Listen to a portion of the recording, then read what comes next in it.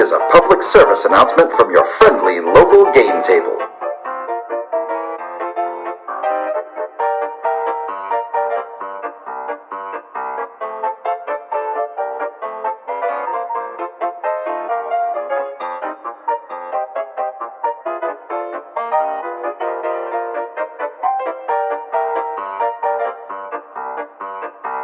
Dice throwers and rock and rollers, we need you more than ever now.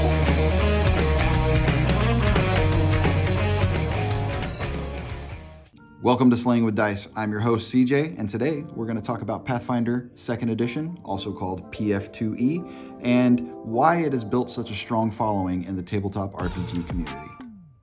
Pathfinder 2E is a D20 system set in a high fantasy world called Galarian. You'll recognize all the classic elements like elves, dwarves, wizards, fighters, but Galarian is a deeply developed setting with ongoing storylines, powerful factions, elder gods, in a sense that this world has existed long before the characters ever even showed up. If you like fantasy settings that feel alive and interconnected, well, that's a big part of the draw. One of the big defining features of Pathfinder 2E is the 3-action economy. On your turn, you get 3 actions of your choice and 1 reaction. You can attack twice and reposition. You can run 3 times. You spend actions setting up allies instead of dealing damage. It's up to you. The system also discourages standing still and attacking 3 times, which really pushes a player to look into teamwork as opposed to trying to be in the spotlight all the time. Character creation is another huge pillar of this game. Pathfinder 2E uses what's called the ABC system, which stands for Ancestry, Background, and Class. Your ancestry defines cultural and physical traits. Your background represents what you did before adventuring and gives you skill and ability boosts. Your class defines your role in the party and defines what you do. And as you progress and level up, you also gain feats. Now, feats are where Pathfinder really separates itself from other games. At almost every level, you're making a choice that fundamentally changes how your character plays. 2 characters of the same class can feel completely different based on the feats and archetypes that are chosen. Archetypes allow you to branch out, multi-class, and specialize without breaking the game's balance, because this game is built on very tight math. And that tight math is intentional. Pathfinder 2E is built so that the numbers matter. Level differences matter. Preparation matters. The rules are very detailed, but they're also consistent. Once you understand how the bonuses, penalties, and degrees of success work, the game actually becomes very predictable, but in a very good way.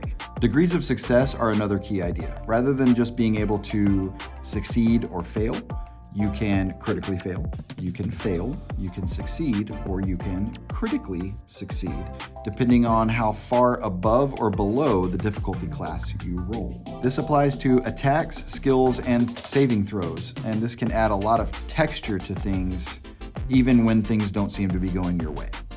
Now, a quick note on player expectations, especially if you're coming from other game systems. Pathfinder 2E expects players to engage with the rules. Combat is tactical, characters are expected to work together and not just run in guns blazing. Poor positioning and ignoring conditions can get you into a lot of trouble. But at the same time, the game rewards proper planning, teamwork, and really learning how your abilities synergize. Once you get a hold of all of that, the game is incredibly satisfying. The Pathfinder Remaster project has made it even easier than ever for a new player to jump in with updated core rulebooks that clean up language, reorganize rules, and just make it easier for anyone to just jump in and play. Hey guys, Editor CJ here, and before we get into the interview portion of this video, I just wanted to say that if you're enjoying this video, be sure and click like on this video. And if you want to see more stuff from us, why don't you go ahead and subscribe right about here. Really helps us out a lot, and it'll make sure that you know when our new videos come out. Thanks a lot. To dig a little bit deeper, I sat down with longtime game master Daniel Young to talk about what makes Pathfinder his game of choice. All right, so with all of that in mind, let's talk to a GM who has over 8 years of Pathfinder experience, our good friend Daniel Young. Daniel, thanks for being here, man. Of course, it's my pleasure. Cool. So let's get right into it. I've got some questions for you, and we can really dive deep into what Pathfinder 2nd Edition is. So first off, I said 8 years, but yeah, I mean, you've been running or playing it since 1st Edition, right? Yeah. Okay. And what was, like, when they made the change to 2nd Edition from 1st Edition, what was your first impression of it? Quite eager and impressed. I liked the sound of the 3-action economy that they were using, and staying faithful to the variety of character options that really made 1st Edition a great game. Cool. And 1st Edition was really a love letter to 3.5 D&D, wasn't it? Mm-hmm. Yeah. Yeah, it was written by the same guys even. Okay, cool. So on that note, speaking of, D&D, what do you feel Pathfinder 1st or 2nd Edition does better than other fantasy RPGs that makes you want to play it instead of, say, Dungeons and Dragons? The character customization, I think, is probably at the top of my list. All the variety of choices. Every time you sit down and make a fighter, he's going to be totally different from every other fighter that you've made before. Same thing with all of the classes. Can you give me an example of what it is that makes it so that every time you make a character, it's a little bit different? So every time you level up, you get a chance to choose between sets of feats, some for your class, some for your skills, some for your ancestry, and depending on those choices you made at the beginning for your character, changes those choices you get to make. Oh, okay. So a lot of your class features that you're used to having inherent to your rogue or your fighter in D&D, you choose from among 12 or more different options. Okay. To customize it. So every time, I mean, every little decision is going to open different pathways and branches and stuff. Okay. I like that a lot. So yeah, but earlier you did mention the 3-action economy. In practice, what does that actually change moment to moment, like compared to other systems? So it really lets you play with your entire round in combat in a way that a lot of other games don't, because you can use those 3 actions in any combination that you want. So it's not just, well, I have a move and I have an attack. It's, I could attack 3 times from level 1. I was about to ask, yeah. Which generally doesn't work out so well because there's a pretty hefty penalty for that. Oh, is there? Okay. But you can mix in between your attacks an intimidation, jump, drinking your potion, and still move. So movement doesn't count? It is one of your actions. Oh, okay. But if you wanted to cover a lot of distance, run 3 times then. Okay. Yeah. I like that. Do you feel like that makes it more flexible or more tactical? Very much more tactical, yes. Cool. Yeah, Very it's cool. one of the things I love with the combat. But yeah, so again, with the deep character customization, do you feel like that is overwhelming or empowering for someone? A little bit of both, Okay. I think. Yeah. To people that aren't used to it, it can definitely be overwhelming. But Pathfinder also has a bunch of tools that can help you make those decisions. Okay. So I think it's more empowering than overwhelming. Okay. So do you feel like player choices matter more in the long term because of that deep character customization? Absolutely. A lot of the later choices that you have require to have certain earlier choices. So you're not going to be able to take some of the higher level intimidation feats if you don't invest in it early. Gotcha. So you really do need to kind of, if you've got an idea, you need to plan. Map it out. Okay, cool. Now let's talk about combat. How does the combat in Pathfinder 2nd Edition feel compared to other systems, Pathfinder 1st Edition included? So 2nd Edition really leaned into the idea of teamwork and proper tactics. You know, in a lot of other games, individual characters can kind of take the spotlight when they're doing the thing that they do well. And to some degree, you can do it in Pathfinder, but to really shine, you got to work together with your team. Okay. Flanking, applying debuffs and buffs to your allies, you're going to shine way more. And I could see that being a hindrance to people coming from other games where they're used to being the min-max murder hobo type. It is a bit of an adjustment. Yes. Okay. Yes. What about as far as like martial builds versus casters? Do they feel closer in power to each other in this game than other games, or are they still kind of? I think they really are a lot closer. Pathfinder 2nd Edition really dug deep into ways to balance between the two.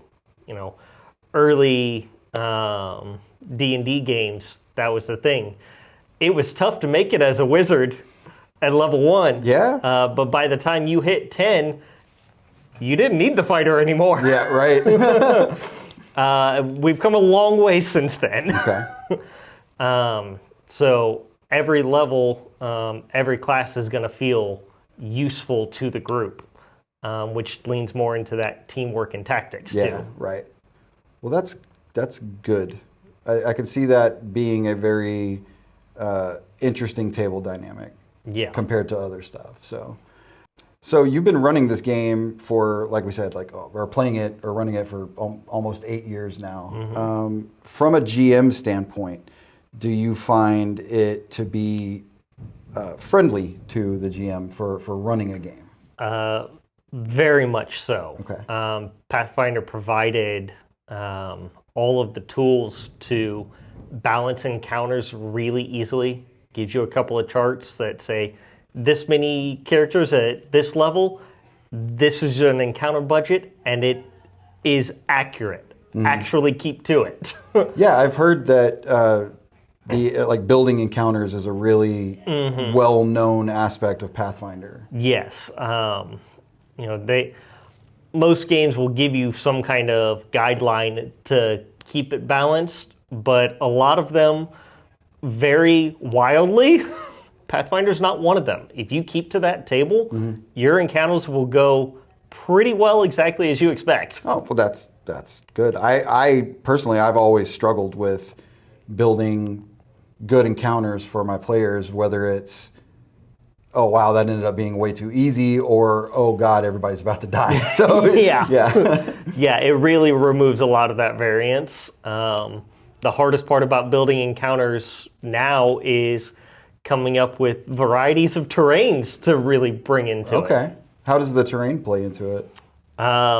So Pathfinder uses a lot of conditions to streamline things. And so when you understand those conditions, including height, cover, concealment, you can really play with the terrain to make what even should be trivial encounters with some bandits that know how to use their tactics a lot more challenging. Okay. That's cool. Yeah. That's definitely not something that I'm used to messing with in, other games. Yeah. But yeah, is it actually as crunchy as everybody says? To some degree, yes. The numbers are really baked into the game to keep to that balance. And so there's really not a lot of need to kind of homebrew anything to get where you want. There's a rule for it somewhere, but it's still customizable enough that, I don't like the way that works. Throw it out. Sure. And it's not going to break your game. But if you need a rule for something, you can find it. Yeah. Do you think that that is one of the biggest misconceptions probably of Pathfinder, is that it's too crunchy? I think so. Yeah. People get the idea that homebrewing is bad for a game like Pathfinder. And it's not that it's bad, it's encourages you to think about why the game was designed in the way it was. Do you really need to homebrew something? Rather than homebrewing doesn't work. Okay. Well, it sounds like a lot of people would probably really enjoy Pathfinder if they gave it a try. I think so. Yeah. Do you think people coming from D&D 5th edition or 2024 would adapt to it fairly easily? I think so. It still has some of those similar roots to its 3.5 origins that will make a lot of aspects of it familiar to those players. So it'll be easy to pick up. But the change from everybody is their superhero to having to work together as a team, I think is the hardest thing. But if they give it a try, I find it a lot more fun to be working with the players. Sure. Okay, real quick, rapid fire. What's your favorite class? Always a rogue. What's your favorite ancestry? Human. And what is your favorite rule that people tend to overlook? Ooh. Gotta say fall damage. Okay. Yeah? Yes. Why do they overlook it? Because they don't remember that they can take a feat called catfall Okay. to stop that. Gotcha. So remember that if you're going to start playing Pathfinder. All right, Daniel, I appreciate you coming in and chatting with me today. And always love seeing you and the family.